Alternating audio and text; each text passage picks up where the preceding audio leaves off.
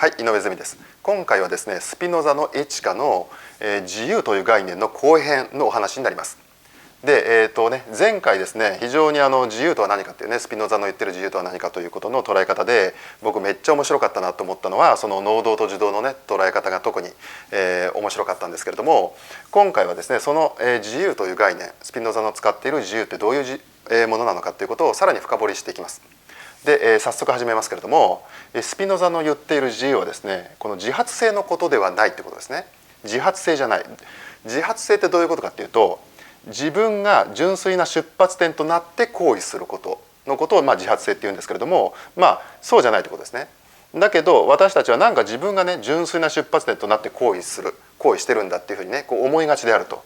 いうことを言ってまして、で私たちがそう思えるのはですね、単にその原因を意識できないからってことを言ってます。どういうことかっていうと、私たちの意識はですね、結果だけを受け取るようにできてるからということなんですね。なので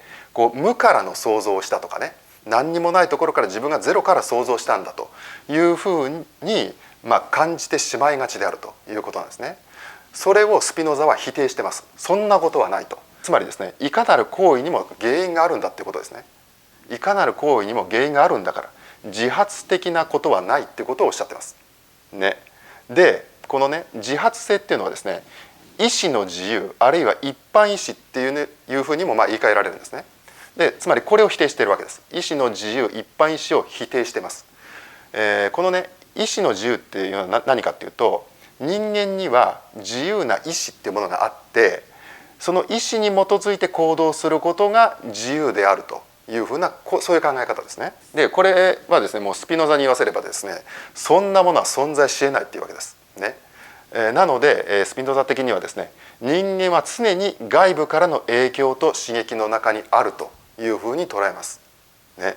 人間は常に外部からの影響と刺激の中にあるということですね。でここでね、改めてこの否定している、スピノザが否定しているものというものを確認したいんですけど、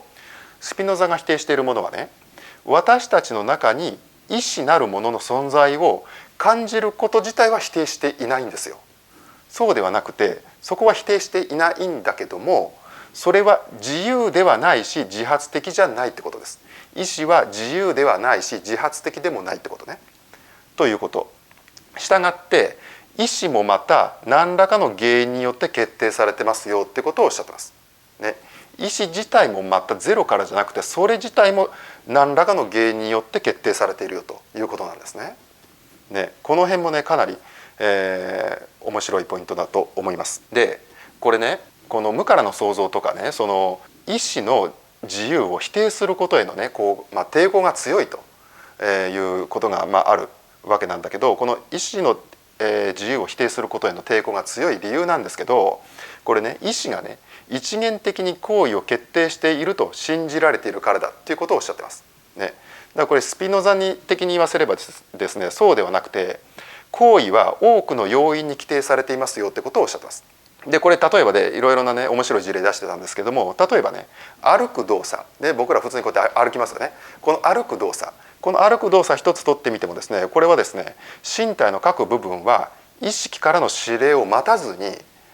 各部で自動的に連絡を取り合って複雑な連携をこなしていると。これをね、身体内の共応構造、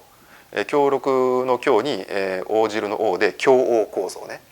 というふうに呼んでるんですけれども、これは全くその、意思とか意識の、影響を受けないわけですよね。それ待たずにもう自動的に動いてしまっているわけですからね。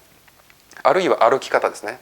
歩き方も意識せずにやってますよね、僕ら普段ね。この意識せずに従っている習慣で、そこで面白い事例出してたんですけど、明治期のね、西洋式のね、軍隊の行進をする時になかなかね、日本人がその行進の仕方をできなかったというようなこともお話してました。まさに意識せずに従っている習慣ですよね、僕らの歩き方。なのでそういったですね、ものが、習慣が私たちの行為を強く規定しているんだということを、言ってます。あるいはですね、脳神経科学、ね、脳の神経科学においてはですね、意思はむしろ運動プログラムが作られたことの結果として現れてきますよってお話をしてます。あるいはね、フロイトの無意識っていう、フロイトのこの無意識の分析ですね、においてはですね、日常のちょっとした仕草や動作にもこの無意識が現れているんだというふうに見るとかですね。つまり行為は多くの要因に規定されていますよってことをおっしゃっています。なので一つの行為は多くの要因が共同した結果として実現するということですね。なので行為は多元的に決定されていると、つまり意思が一元的に決定しているわけではないということをおっしゃっています。でも私たちはなんとなく意思が一元的に決定しているんだってこう思ってしまいがちなんですね。でなんでかっていうと繰り返しになるけど、私たちの意識は結果だけを受け取るようにできているし、もう一個なんだ、そう一元的にその行為を決定しているというふうに信じられているからですね。なのでそう思っちゃうんですけども、実は行為は多元的に決定されているんだということを言ってます。ね、ここもね非常に大事なポイントですよね。はい、ということで、ちょっとこの辺からね意思とか意識が、ということが出てきたので、ここでね一回そのお話を整理してみたいと思います。つまり意思と意識の違いっていうのはどういう違いがあるのかってことですね。でスピノザ的にはですね、この意思と意識は全くの別物であるというふうなことを言ってます。これね日本語に直すと意思と意識めっちゃ似てるじゃないですか。この意がもう漢字がすでに一緒だし、意思と意識でしょ。だから意思まで意と思まで同じじゃないですか、発音的にもね。なんだけどこれ英語に直すと非常に分かりやすく、この違いが明確になるよっていうことを言っていて、つまり意思はウィルなんですね。で意識はコンシャスネスですね。だから全然違うものなんだけども、この日本語にした時にねちょっと紛らわしいんですよね。でこの違いを説明していくと、まず意思っていうのはね今見てきたような、ところでスピノザはですねこの自由の原因であることを否定してます。ね、意思が自由の原因であることを否定しています。でじゃあ意識って何なのか、こちらからちょっとお話入っていくんですけど、これね意識っていうのは私たちが意思の存在を意識することは否定していないってことですね。私たちが意思の存在っていうのを、意識することは否定していない。でこれどういうことかっていうとね、意識というのは観念の観念なんですね。で観念の観念どういうこっちゃって話なんですけど、これどういうことかっていうと、精神の中に現れる観念についての反省のことです。ね、もう一回言いますよ。精神の中に現れる観念についての反省のことです。これねこういうふうに言った方が分かりやすいかもしれないんですけど、これ観念に対するメタレベルのことです。なので意識っていうのは派生的二次的なものなんですね。でこれはねもう例えで言った方がめっちゃ分かりやすいです。これ例えばね美味しそうな食べ物があるとするじゃないですか。ね、で美味しそうな食べ物を僕ら見ますよね。見た時にあれ食べたいっていうふうになりますよね。食べたいっていうのがもうこれ一つの観念なんだけど、これどういうことかっていうと、この食べたいっていうのって精神に生じる欲望なんですね。つまりこれが意志なんです。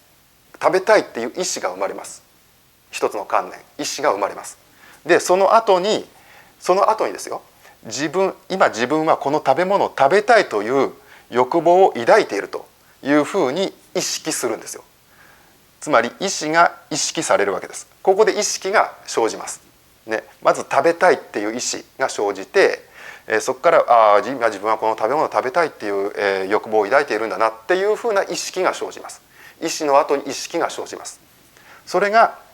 ここで言ってる観念の観念に対するメタレベルっていうのがそこで生じる。それが意識だっていう話ですね。これ非常に分かりやすい例だと思うんですけれども、そこが意思と意識の違いですね。でこの意識もですね行為の一つの要因ですよってことを言ってます。これどういうことかっていうと、意識は行為に影響を与えることができるということなんですね。なので例えばね今僕の事例で出すと、例えば僕なんかは今食べ物ね糖質制限をしていたり栄養摂取についての勉強をしていたりっていうことで、自分が食べる食べ物に対してどういうものを食べたらいいんだろうかってねスーパーとか行ってもね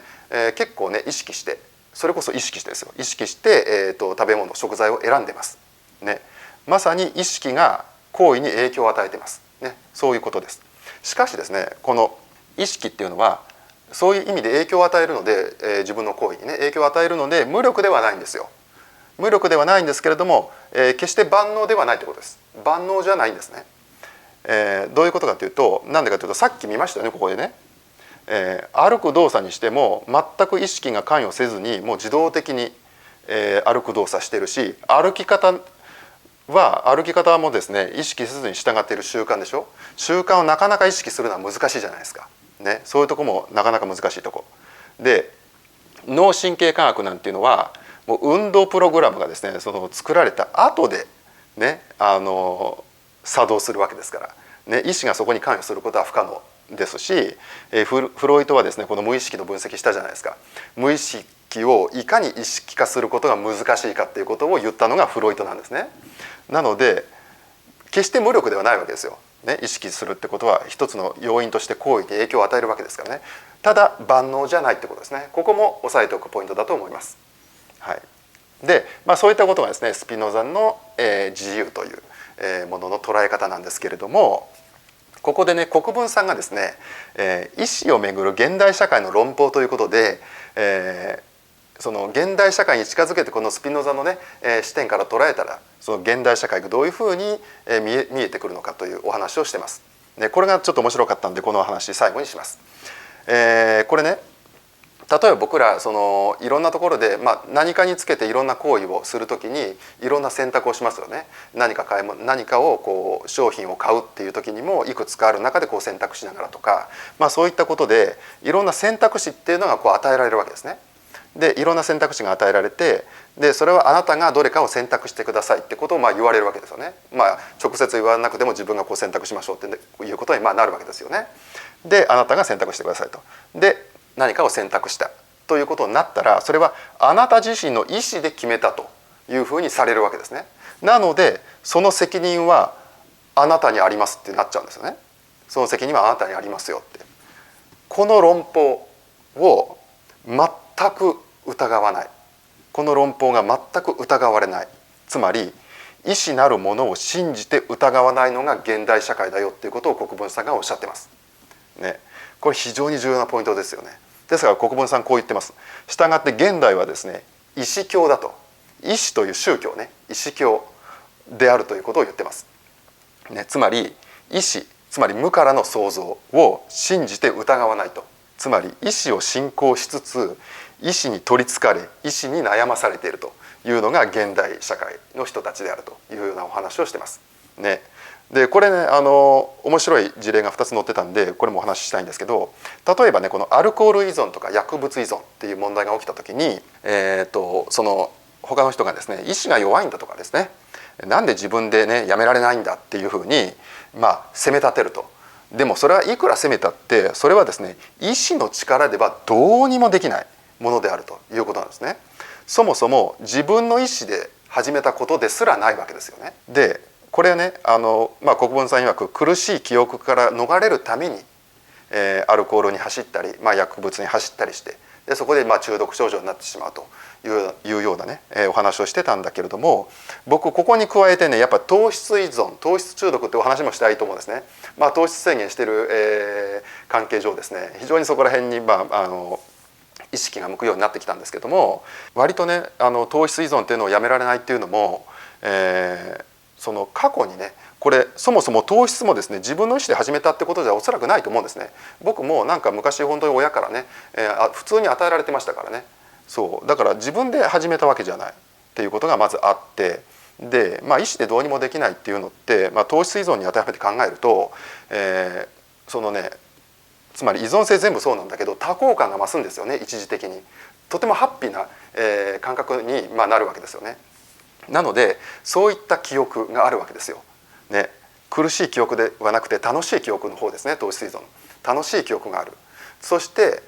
それだけではなくておそらくその裏には現代社会ってめちゃくちゃストレスがかかる社会じゃないですか。人間関係にしてもそこですごいストレスがかかってしまうもんだから、そのストレスからもう逃げたい逃避したい回避したいというそういう行動が裏にあって、で一方でこの多幸感の記憶がある、ね、すごく快楽をもたらしてくれるようなそれが糖質ですからね。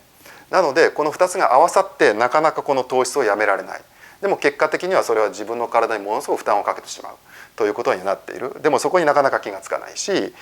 その意志の力ではどうにもできないようなところがあるということなんですね。だから非常にこのね事例は分かりやすいなと思いました。でもう一つ事例を挙げていて不登校の子どもたちっていうことを挙げていたんですけど、不登校の子どもねこの学校に行かないことがね自分の意思とは言い切れないよっていうことなんですね。これどういうことかというと意思によって一元的に行為が決定されているわけではないし、さっき見たようにねないし、意識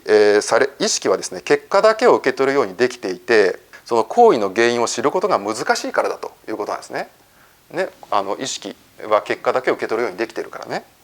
で従ってですね、この本人に不登校の明確な原因がわからないのも不思議なことではないと。だから本人にすらわからないわけですよね。そうなのでこれそもそもね、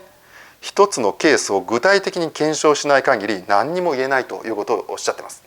つまり不登校の子どもたちがなんで不登校になるのかっていうことは一つ一つ具体的に検証していかない限り自分の意思とは言い切れないし、何かこれが原因であるっていうことはね決して言えないってことなんですね。でここでつながってくるのが前回の武田さんの言っていた誤謬推理と悪の根源ですよね。何か問題が起きた時に、それに関係ない人たちがですね、いろいろですね自分の恣意的にこれが原因だと思ったものを恣意的にですね、それぞれがですねこれが原因だと、これが悪の根源だと、こいつが悪いんだとかあれが悪いんだっていうね、そういうことばっかり言っているこの誤謬推理と悪の根源のお話にここは通じてくるなと思いました。はいね、非常に面白いお話なんですけれども、従ってね国分さん何言ってるかっていうと、意思への信仰をね解除すればですね、私たちはもう少しだけ自由になれるんじゃないですかっていうことをおっしゃってます。ね、ということでですね、前編後編にわたって、自由とは何なのか、スピノザの言う自由とは何なのかということをお話ししてきました。はい、ということでね、次回はですね真理、4つ目のね最後の重要な概念の真理、スピノザは真理をどのように捉えているのかということについてのお話をしたいと思います。ということで、自由のお話はこれで終わりたいと思います。じゃあ次回またお楽しみに。じゃあまたね。